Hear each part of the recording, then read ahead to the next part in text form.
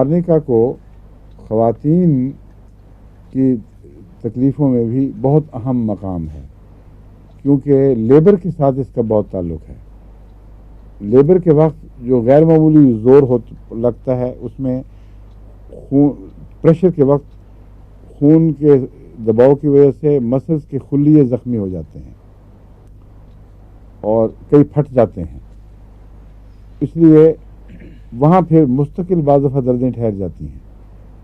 آرنیکا اگر شروع میں دیں تو یہ اس کا پریونٹیو ہے، اور اگر وہ خون کے خلیے پھٹ رہے ہیں تو کلاٹنگ نہیں ہونے دے گی، اس لیے مستقلاً یہ فائدہ مند ثابت ہوتی ہے۔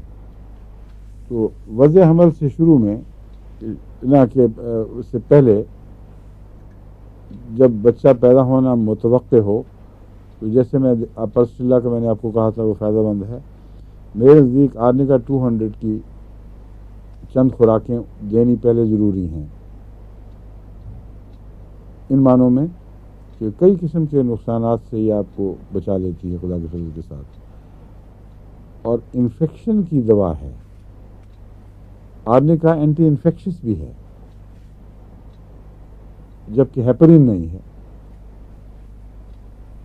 ہیپرین کا ان باتوں میں تضاد پیدا ہو جاتا ہے، ڈاکٹروں کے لیے مشکل پیدا ہو جاتی ہے کہ ہیپرین دے رہے ہیں تو اب دوسری دوا کیا دیں، اس طرح بعض چیزوں کو توڑنے کے لیے۔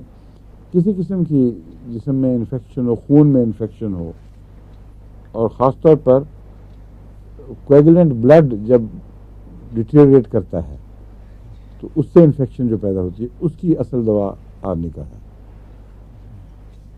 اور وہ انفیکشن ہونے ہی نہیں دیتی۔ اس لیے سیپٹیسیمیا ریلیٹڈ ٹو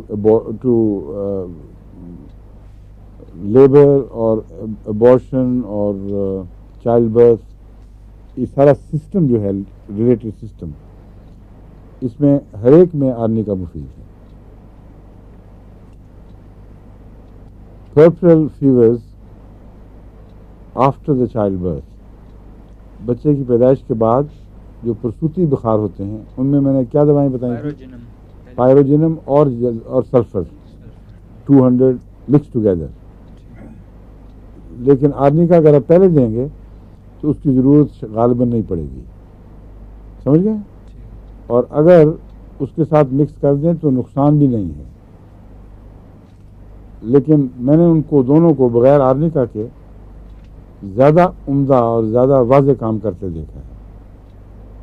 جتنی دوائیں آپ مکس کرنا شروع کریں، اتنا ہی وہ مرض سے واضح طور پر نپٹنے کی صلاحیت میں کچھ کمی آتی ہے، اور ملتی جلتی دوائیں مل کر اپنا ایفیکٹ بڑھاتی نہیں ہیں، بلکہ آپ کے فیلئر کو صرف کور کرتی ہیں۔ اس بات کو خوب ہومیوپیتھ کو سمجھ لینا چاہیے۔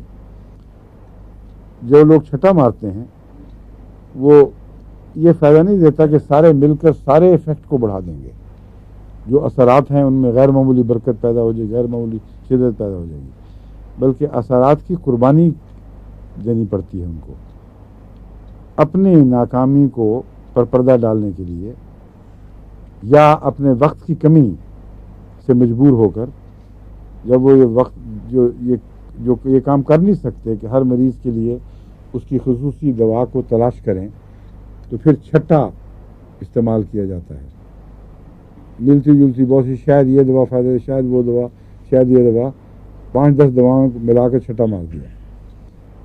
اب جو بلٹ کا سنگل بلٹ کا ایفیکٹ ہے وہ چھروں کا ایفیکٹ نہیں ہے۔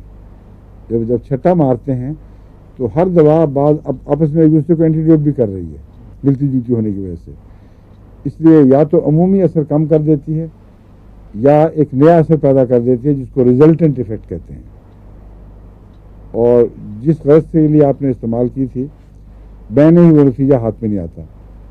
لیکن بالعموم یہ ہے کہ کچھ نہ کچھ مرض سنبھل جاتی ہے، کچھ نہ کچھ فائدہ دکھائی دیتا ہے۔ تو یہ دس از ناٹ رائٹ ہومیوپیتھی۔